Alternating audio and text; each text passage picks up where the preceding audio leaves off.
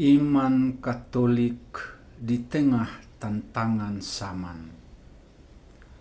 Saudara-saudari terkasih dalam Kristus, dalam dunia yang semakin maju, di mana informasi mengalir tanpa batas melalui media sosial, YouTube, dan berbagai kanal digital, iman kita sebagai umat Katolik sedang diuji dengan cara yang baru, halus, tersembunyi, dan seringkali menyamar dalam bentuk opini yang tampak cerdas namun menyimpang.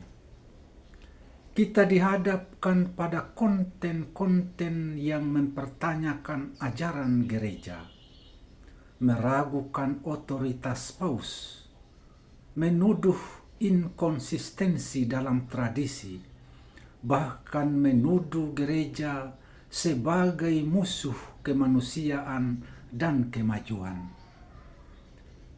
Namun dalam badai informasi dan opini itu, kita dipanggil untuk berdiri teguh. Iman Katolik bukanlah bangunan rapuh yang mudah runtuh oleh terjangan kata-kata.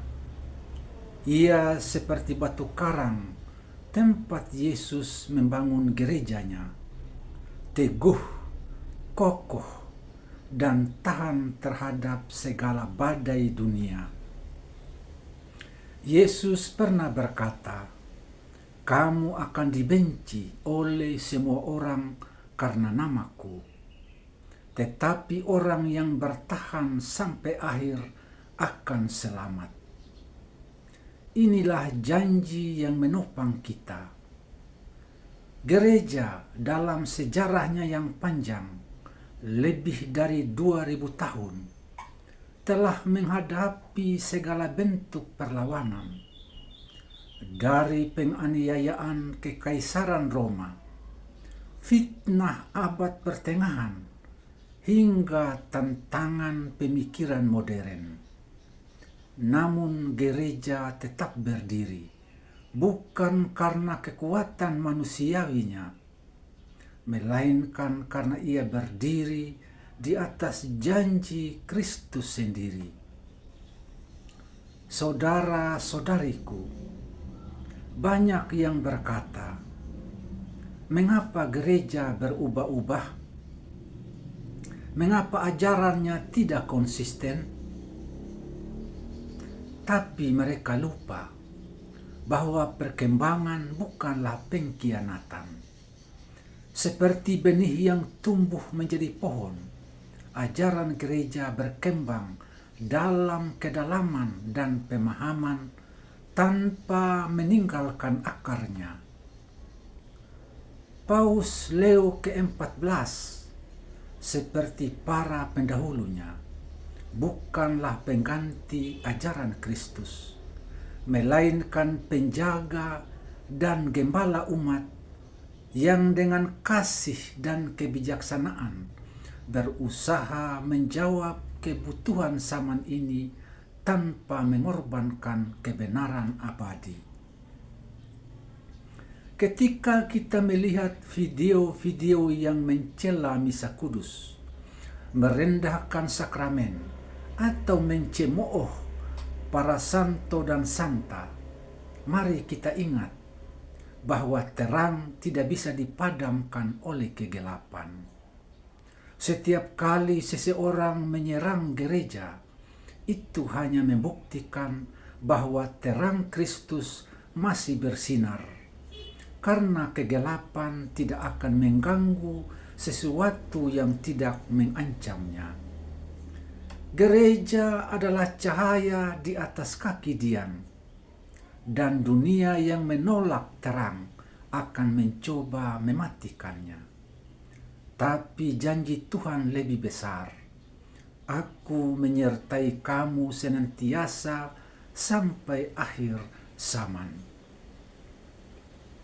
Apakah kita akan menjadi Katolik yang diam karena takut dianggap kuno? Apakah kita akan menukar kebenaran dengan kenyamanan hanya demi mengikuti arus budaya? Jangan. Kita adalah murid Kristus yang hidup. Kita dipanggil bukan hanya untuk percaya, tetapi juga untuk memberi kesaksian.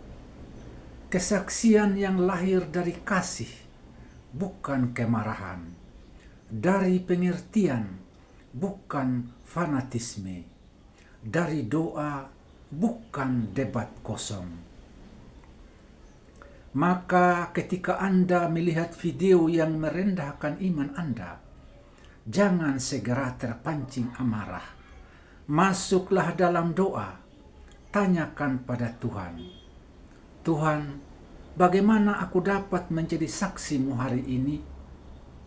Dan jika perlu, bersiaplah menjawab dengan lembut namun tegas, seperti yang diajarkan Santo Petrus.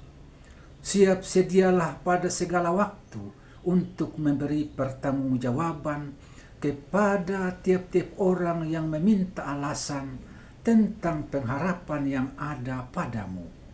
Tetapi haruslah dengan lemah lembut dan hormat. 1 Petrus 3 ayat 15. Saudara-saudariku, kita tidak perlu takut.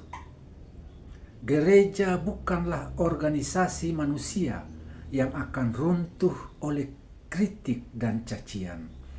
Gereja adalah tubuh Kristus yang bangkit. Ia telah melewati badai sejarah dan akan terus berjalan menuju kemuliaan surgawi.